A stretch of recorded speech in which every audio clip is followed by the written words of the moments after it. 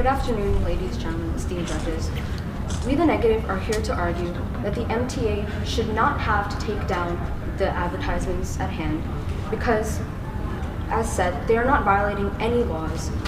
I'd like this time to clarify what freedom of speech really means. Webster Dictionary's definition says, the right to express any opinion without government censorship or restraint. The advertisement at hand, Pamela Geller, who is commissioning these advertisements, by taking these advertisements down, everyone is therefore infringing on her First Amendment rights of freedom of speech. At this time, I would like to also read the advertisement. In any war between the civilized man and the savage, support the civilized man. Support Israel, defend jihad. Although these advertisements may be bigoted, have some type of hatred in this, it stands by Ms. Geller's right to have these advertisements up because it is her belief, along with the American Freedom Defense Initiative. If we are to give a certain group the right to put up an advertisement, we have to give all groups the right to put up these advertisements. And in turn, by allowing Ms. Geller to put up her advertisement, we are not stopping anyone else from putting up theirs as well. And in regards to the bigger effect on the city of New York overall, the MTA has about 2 billion riders per month, and they sustain $160 million in ad revenue monthly. Ms. Geller and many others who would like to commission advertisements like this, they contribute to this revenue. And although many believe that these advertisements may allow leeway for hate speech and hatred, the only thing it allows leeway for is conversation and discussing the problem at hand. By putting up these advertisements, you have people looking at them and saying, this is wrong, but why is this wrong? You have people who are actively thinking about the problems of Islamophobia and all the discrimination that we may face.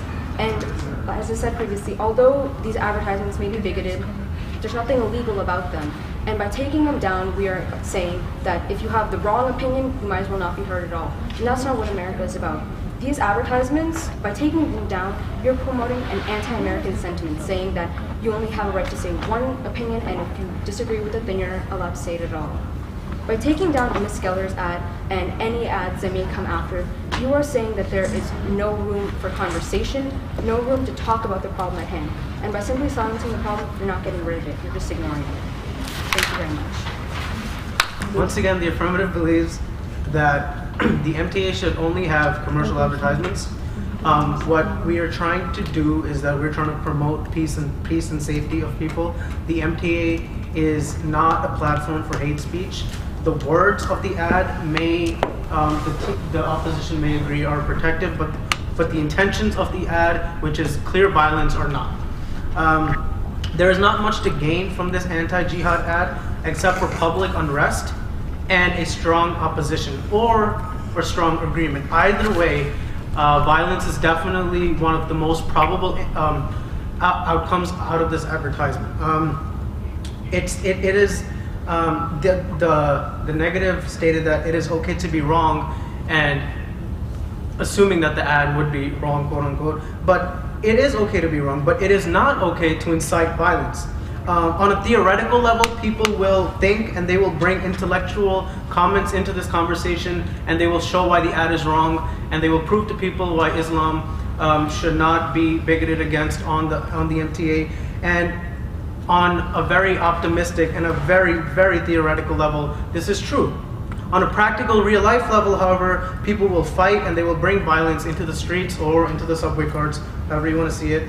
The fact is that when a certain magazine published a mockery of the Prophet Muhammad, people were killed they were killed inside of an embassy, which is correlated to the United Nations. And these type of ads don't always bring intellect into the conversation. They often bring violence, and the First Amendment definitely forbids that type of incitement. This intellectual opinion that the negative believes in so strongly, it's simply too optimistic to be considered realistic. We cannot allow offensive messages to be published and promoted and hope that the only answer will be a mere conversation between two professional intellectual people. More often than not, these so-called conversations are often fistfights or any other form of violence that take place. The First Amendment has limitations. You cannot shout fire in a theater as it makes violence. The same way, you cannot put an ad on the subway that implies that the followers of Islam are savages and then assume that only a conversation will take place. Clearly, it is violence that will occur. The negative also stated that pro-Islamic groups, they provided a strong opposition to the ad, and they showed why it was wrong, and they showed why the ad should not be posted up and all that great stuff. But like they said, a few Islamic groups did this. More often than not, it's usually, again, violence that is the only outcome that comes here. And they said that the negative stated that even if it incites violence, it means that they have the right to an opinion. I mean, if it incites violence, it's illegal. That's not covered under the First Amendment. Opinions that are meant to attack people are not legal. One of the other negative members also stated that this ad, again, promotes an intellectual answer of pro-Islam, and that's okay. But slavery also had an opposition, and that opposition was known as the abolitionist movement. Simply because there was an abolitionist movement and there was an intellectual response to slavery does not make slavery okay. The same way having an intellectual response to this ad does not make this ad okay. And that is all.